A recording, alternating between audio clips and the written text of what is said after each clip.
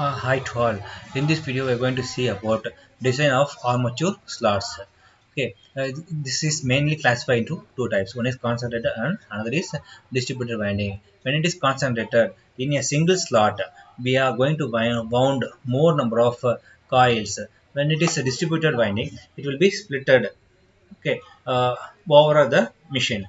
Okay, in case of a concentrated winding, all the conductors per pole is housed in one slot.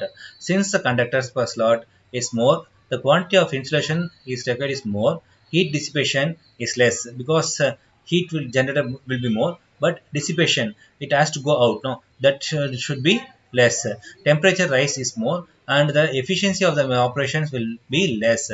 Also, EMF induced in the armature conductors will not be a sinusoidal. Therefore, design calculation becomes complicated. Okay, uh, because of the complicated expressions of non-sinusoidal wave, core loss increases. Okay, these are things we are going to see. Okay, because of fundamental and harmonic components of the non-sinusoidal wave and efficient reduces communications interface may occur.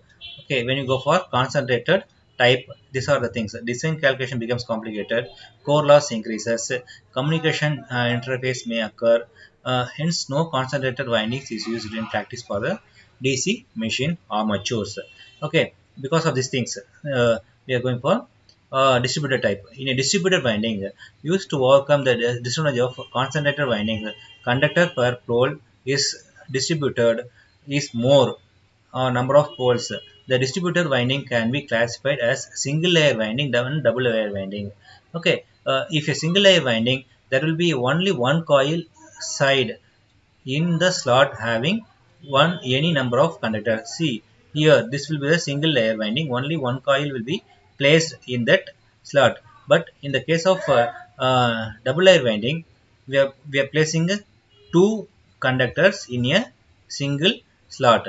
Okay, will be placed two or multiple of two car slides slots arranged in two layers. Obviously, conductors slots double layers winding must be have even integer. Okay, since for a given number of conductors, poles and slots, a single layer winding calls for less number of coils of more number of turns. Reactance voltage proportional to is I, turns square is I.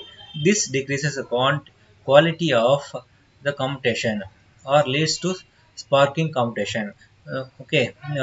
Hence a single layer winding is not generally used in DC machines. However, it is much used in alternators and induction machine. That things we are going to see in later. Okay, there is no commutations involved. Since a double layer winding calls for more number of coils of less number of turns per coil, reactance voltage proportional to number of turns per is less, and the quality of commutation is good. Hence, double layer winding are preferred for DC. Unless otherwise specified, all DC machines are assumed to have double layer winding. Okay, a double layer winding can further classify into simplex winding and duplex or multiplex winding. Okay, layer of wave windings. In order to decide what number of slots is to be used, the following merits and demerits are considered. Number of armature slots. Okay, as the number of armature slots increases, what will happen? Cost of punching the slots are increased, number of coils increases, and hence the cost of the machine increases. If you go for number of slots, armature slots will be increased. What will happen? Obviously, punching needed for the slots will be more. So, number of coils should wound also more. As the number of slots increases, slot pitch. Okay, uh, that, is S is equal to slot width BS plus tool tooth with BT. Okay, so that is equal to pi d by number of slots. Decreases and hence the tooth width reduces. This makes the tooth mechanically weak.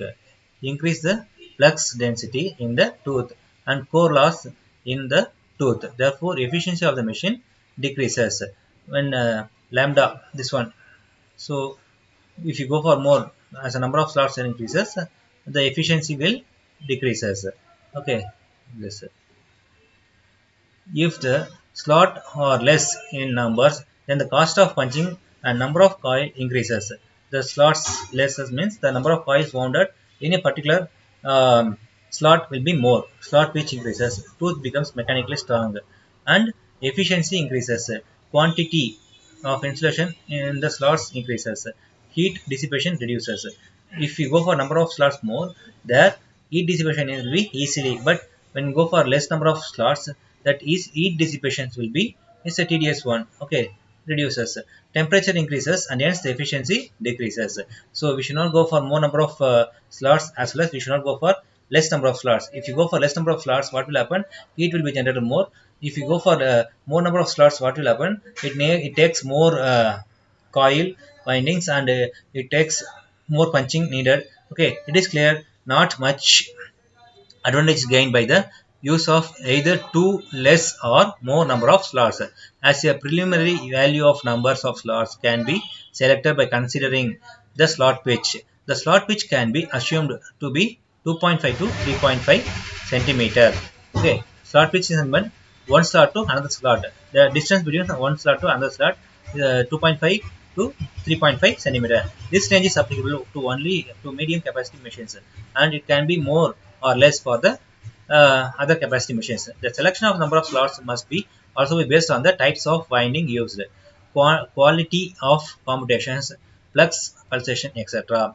Okay, these are the things also considered for the armature slots. Okay, when the number of slots per pole is whole number, the number of slots embraced by each pole will be the same for all positions of armature. However, the number of teeth per pole will not be same.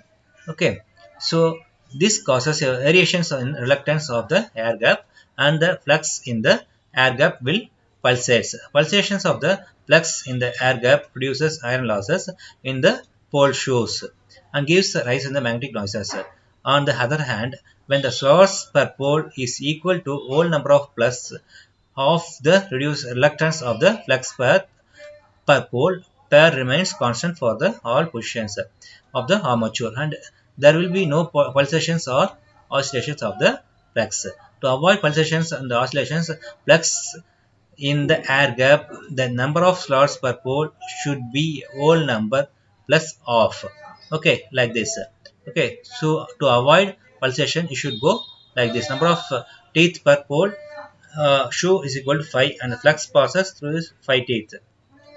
Okay, the reluctance of the air gap is inversely proportional to the area corresponding to 5 teeth. Okay, this diagram indicates the number of poles, that is pulsations, how to avoid.